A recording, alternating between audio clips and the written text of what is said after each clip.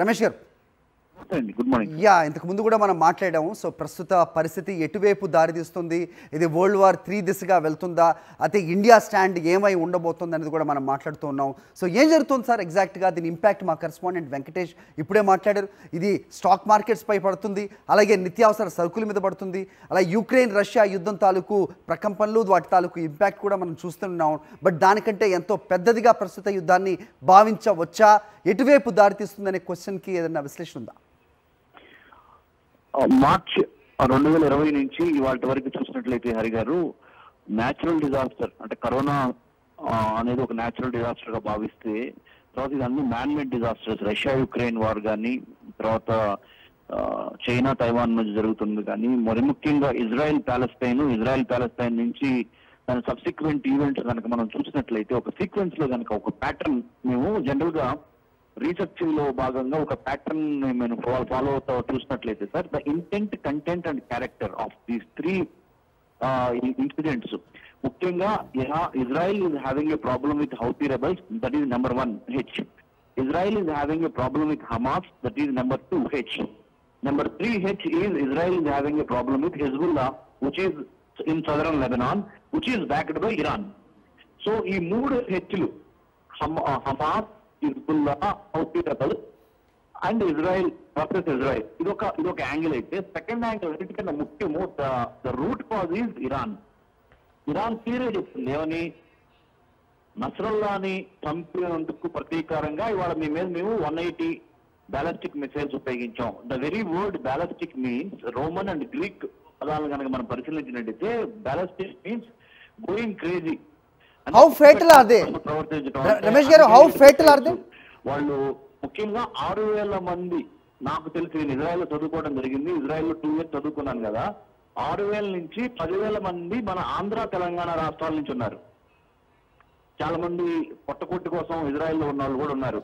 Tell-Aviv, తర్వాత మిగతా రమద్గాన్ areas లో, సదరన్ ఇజ్రాయెల్ లో కూడా, బేర్షెబా ఏరియాలో కూడా ఉన్నారు, జెరూసలం ఏరియాలో కూడా ఉన్నారు. ఇండియన్స్ మొత్తం మీద ఇండియన్స్ అయితే కలిపి ఒక 25,000 మంది వరకు ఇజ్రాయెల్లో ఉన్నారు.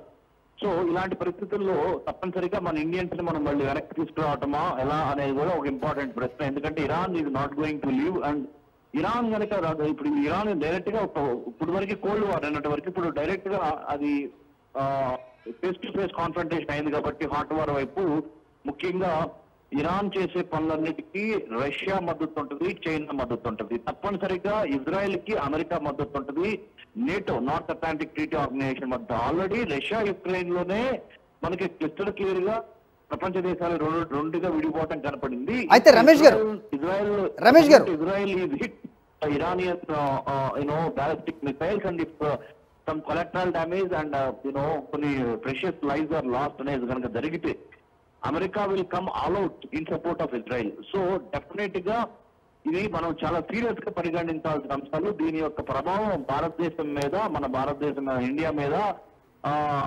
ఆర్థికంగా, రాజకీయంగా, సాంఘికంగా అన్ని రకాలుగా అప్లికేషన్స్ మనం కరెక్ట్ గా రీడ్ చేసి, India has to immediately do its proactive stance, take its proactive stance and bring warring parties. Iran ని, ఇజ్రాయెల్ ని కూర్చోబెట్టి మాట్లాడగలిగిన స్టేజ్ లో భారతదేశం ఉంది కాబట్టి ఆ పని చేయాలి.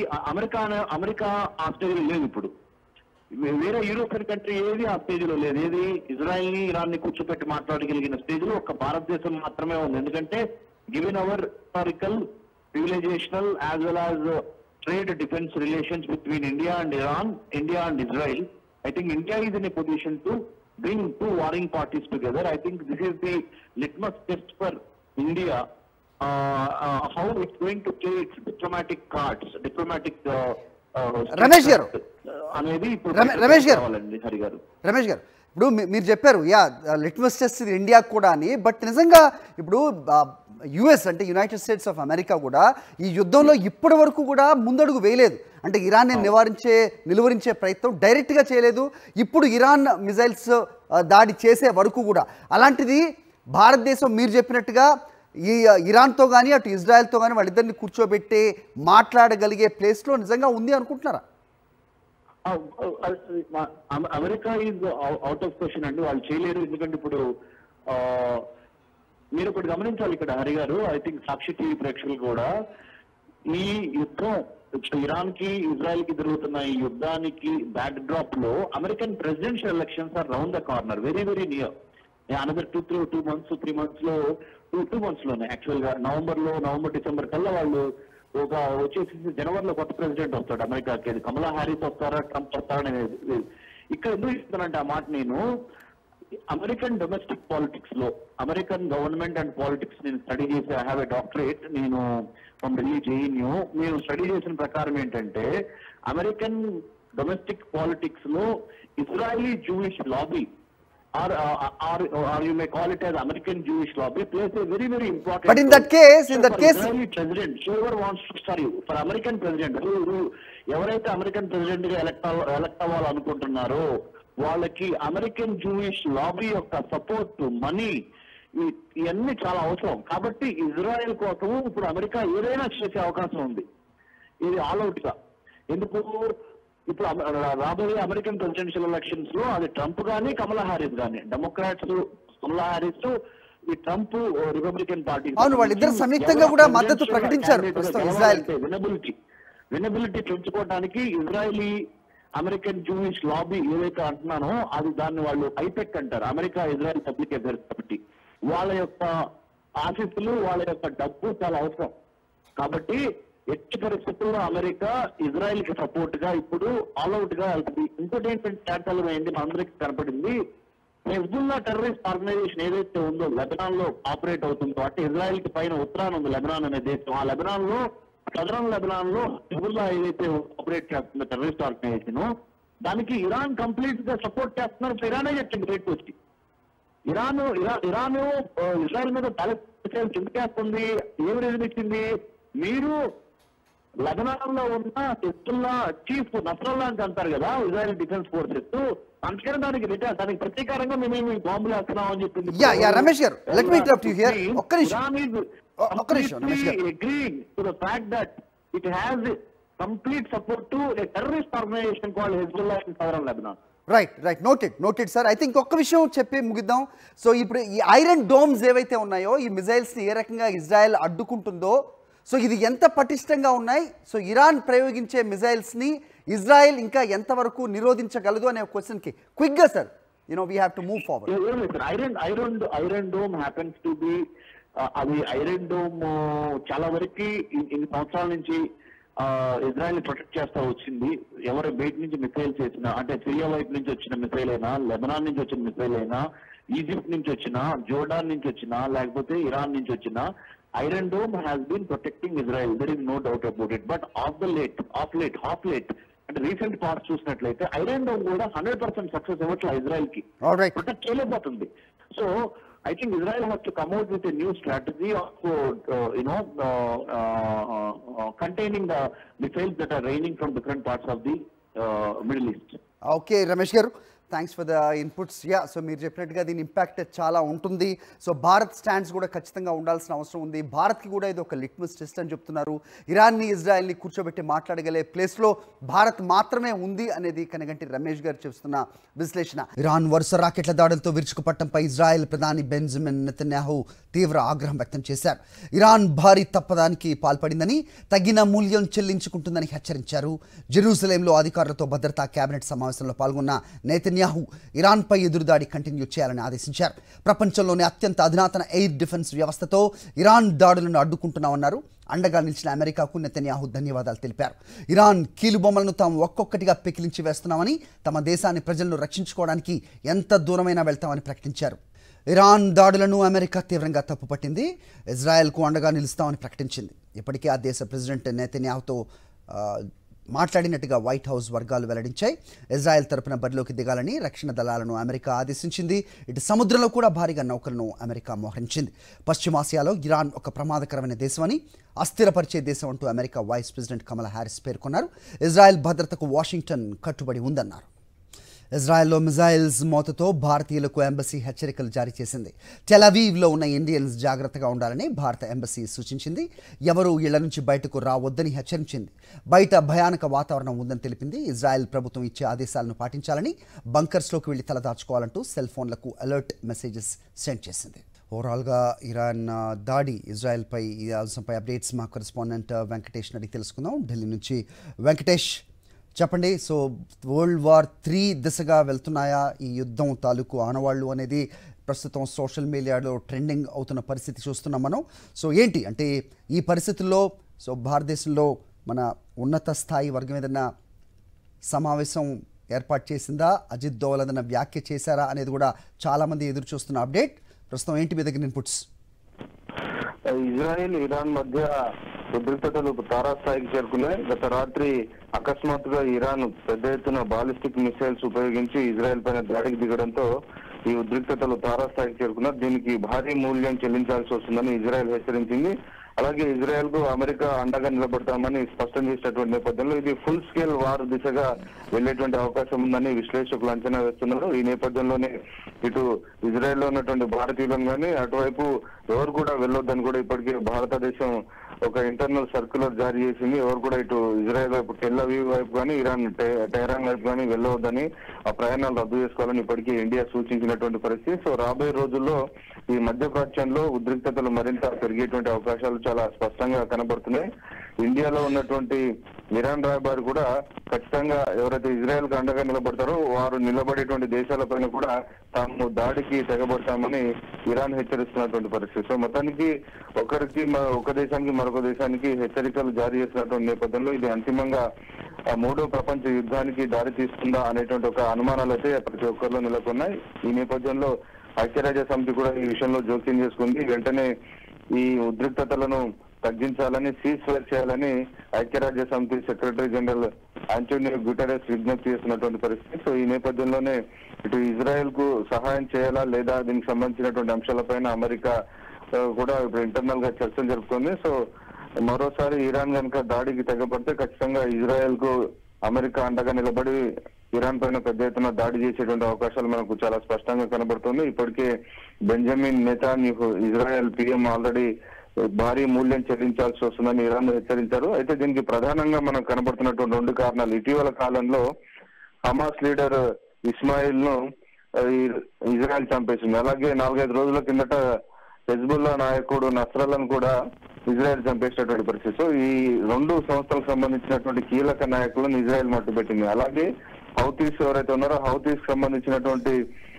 టెర్రర్ క్యాంపుల పైన కూడా ఇజ్రాయెల్ నేరుగా టార్గెట్ చేసి వారందరినీ చంపేస్తుంది. సో ఈ 3 సంస్థలకు ఇరాన్ ఆశ్రయం కల్పిస్తున్నటువంటి నేపథ్యంలోనే ఇరాన్ ఈ రకంగా పెద్ద ఎత్తున దాడులకు తెగబడుతుంది. అయితే ఇజ్రాయెల్ కు ఉన్నటువంటి ఐరన్ డోమ్ లాంటి ఒక అత్యాధునికమైనటువంటి ఒక అడ్వాన్స్డ్ సిస్టమ్ ఉన్నటువంటి నేపథ్యంలో ఇజ్రాయెల్ పైన పెద్ద ఇరాన్ చేసినటువంటి దాడుల ప్రభావం లేదు. అక్కడక్కడ కొంత పాక్షికంగా ఇజ్రాయెల్ కు కొంత నష్టం జరిగినప్పటికీ మెజారిటీ బాలిస్టిక్ మిసైల్స్ అన్నిటిని కూడా పూర్తిగా న్యూట్రలైజ్ చేశారు. సో ఈ నేపథ్యంలోనే ఇరాన్ తో ఇజ్రాయెల్ జరుగుతున్నటువంటి ఈ ప్రచన్న యుద్ధం అనేది ఫుల్ స్కేల్ వార్ కు దారి తీయకుండా ఉండేందుకు ప్రతి ఒక్కరు ప్రయత్నం చేస్తున్నారు. ఒకవేళ ఇది కనుక మరిన్ని దేశాలకు విస్తరిస్తే మీరు అన్నట్టుగా 3వ ప్రపంచ యుద్ధం వైపు దారి తీసేటువంటి ప్రమాదం ఉందనేటువంటి ఒక ఆందోళన అయితే తలెత్తుంది.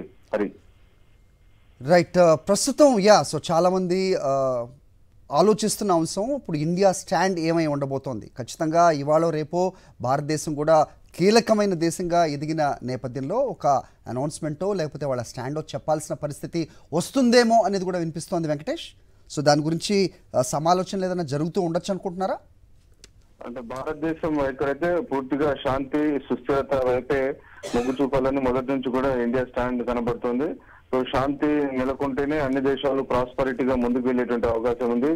ఈ మధ్యప్రాచ్యంలో ఉన్నటువంటి ప్రధానంగా ఇవన్నీ చమురు ఉత్పత్తి చేసేటువంటి దేశాలు. సో ఈ మిడిల్ ఈస్ట్ లో ఉన్నటువంటి కంట్రీస్ లో ఏవైనా ఇటువంటి వార్ లాంటి ఎస్కలేషన్ పరిస్థితి ఉంటే ఖచ్చితంగా దాని ఇంపాక్ట్ మన దేశం పైన పడుతుంది. చమురు ధరలు పెరుగుతాయి, ముడి చమురు ధరలు పెరుగుతాయి. దాని కారణంగా మన దేశంలో కూడా నిత్యావసర వస్తువుల ధరలు పెరిగేటువంటి అవకాశం ఉంది. కాబట్టి వీలైనంత వరకు ఈ దేశాల మధ్య ఉద్రిక్తతలు తగ్గించే దిశగా భారత్ చర్యలు తీసుకునేటువంటి అవకాశం ఉంది. సో 2 దేశాలతో కూడా భారత్ కు సత్సంబంధాలు ఉన్నాయి, ఇరాన్ తో కానీ అలాగే ఇటు ఇజ్రాయెల్ తో కానీ. ఇజ్రాయెల్ తో ఇంకా 2 అడుగులు ముందేసి ఇజ్రాయెల్ తో మరింత సత్సంబంధాలను ఇండియా కోరుకుంటున్నటువంటి పరిస్థితి. ప్రధానంగా అక్కడ ఉన్నటువంటి అడ్వాన్స్డ్ డిఫెన్స్ సిస్టమ్ ఉన్నటువంటి నేపథ్యంలో అనేక భద్రతాపరమైనటువంటి అంశాల్లో ఇజ్రాయెల్ తో భారత్ కు చాలా సన్నిహితమైనటువంటి సంబంధాలు ఉన్నాయి. అయినప్పటికీ మధ్యప్రాచ్యంలో ఉన్నటువంటి ఈ మిడిల్ ఈస్ట్ లో ఉన్నటువంటి చమురుత్పత్తి దేశాలతో కూడా భారత్ సత్సంబంధాలు కోరుకుంటుంది కాబట్టి శాంతి నెలకొల్పే దిశగా భారత్ ప్రయత్నాలు చేసేటువంటి అవకాశం మనకు కనబడుతుంది. రైట్, స్టాక్ మార్కెట్స్ కూడా కొలాప్స్ అయ్యే ప్రమాదం కనిపిస్తున్న ప్రస్తుత తరుణంలో సో దానికి ఏమన్నా ప్రికాషన్గా ఏమైనా చర్యలు తీసుకునే అవకాశం కూడా కనిపిస్తుందా? బిజినెస్ ఎక్స్పర్ట్స్తో మీరు ఏమైనా మాట్లాడడం జరిగిందా? Though it is too early. అంటే ప్రధానంగా అమెరికా అధ్యక్షుడు జో బైడెన్ మాత్రం క్లియర్ గా చెప్పారు, ఇటు ఇజ్రాయెల్ గానీ ఇటు ఇరాన్ గానీ డీఎస్కలేషన్ చేయాలని విజ్ఞప్తి చేస్తున్నారు. అలాగే ఐక్యరాజ్య సమితి కూడా ఈ మొత్తం వారంతా నెలకొన్నటువంటి ప్రస్తుత పరిస్థితులను కూడా డీఎస్కలేట్ చేయండి, దాని ఉద్రిక్తతలు పెంచొద్దని విజ్ఞప్తి చేస్తున్నటువంటి పరిస్థితి. అయితే రాత్రి జరిగినటువంటి దాడితో ఇజ్రాయెల్ ఒక్కసారిగా తీవ్రమైనటువంటి హెచ్చరికలు జారీ చేసింది. సో భారీ మూల్యం చెల్లించాల్సి వస్తుందని చెప్పినటువంటి నేపథ్యంలో ఎక్కడ ఇజ్రాయెల్ దాడి చేస్తుందనేటువంటి ఒక ఆందోళన మాత్రం డెఫినెట్ గా నెలకొంది.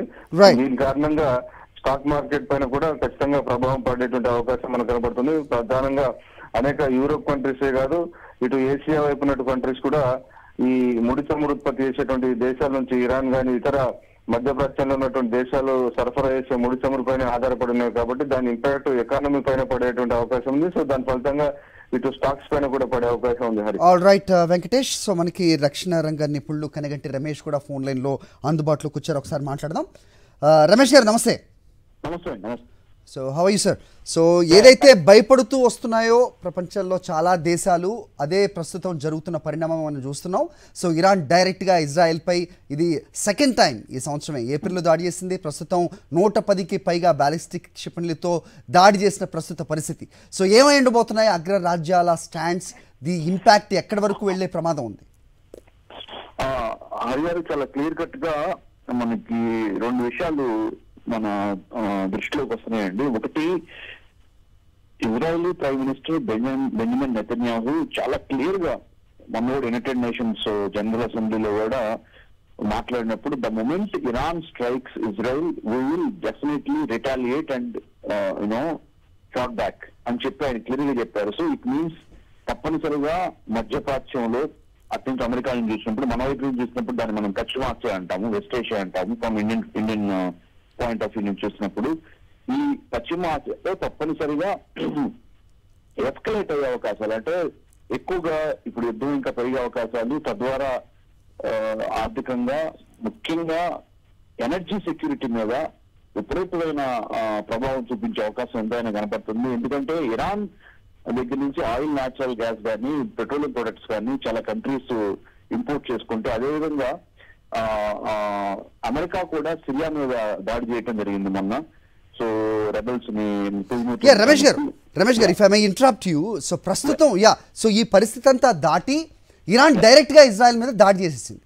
సో ప్రస్తుతం మనం ఇండియన్ పాయింట్ ఆఫ్ వ్యూ నుంచి కూడా చూసుకుంటే కనుక ఇక్కడ మనకి రష్యా, అక్కడ అమెరికాతో మనం ఎలా సత్సంబంధాలు కొనసాగిస్తామో అక్కడ ఇరాన్ అండ్ ఇజ్రాయెల్ కూడా మనకి రెండు కూడా ఫ్రెండ్లీ నేషన్సే. ఇలాంటి పరిస్థితుల్లో ఇండియా స్టాండ్ ఏంటి అనేది క్వశ్చన్ ఈ రోజు కాకపోయినా రేపు ఖచ్చితంగా వస్తుంది. ఆల్రెడీ హరి గారు మంచి ప్రశ్న, అది చాలా మంచి ప్రశ్న మీరు అడిగింది. India is in a position to bring these to warning parties, అంటే ఇరాన్ ని ఇజ్రాయెల్ ని ఇద్దరిని కూర్చోబెట్టించి మాట్లాడగలిగి శాంతి ఒప్పందం తీసుకురాగలిగిన శక్తి ఇప్పుడు భారతదేశానికి ఉంది. ఎందుకంటే ఇరాన్ ఇజ్రాయెల్ కి మధ్య పచ్చగడ్డేస్తే బొక్కమంటది. కానీ India is in a very critical position to bring both Iranian leadership and Israeli leadership together. అది ఆ ప్రోయాక్టివ్ లీడర్షిప్ రోల్ ఇప్పుడు తీసుకోవాల్సిన అవసరము, అంటే ప్రతి క్రైసిస్ ఒక నాయకత్వానికి అవకాశం వస్తుంది. భారతదేశానికి సంబంధించినంత వరకు అలాంటి అవకాశం ఇప్పుడు వచ్చింది. దాన్ని మనం పోగొట్టుకోకుండా రెండింటిని కూర్చోబెట్టి, రెండు దేశాలను కూర్చోబెట్టి, అంటే ఇరాన్ ని ఇజ్రాయెల్ ని కూర్చోబెట్టి ఒక రకమైన cease fire. Let's hope for that.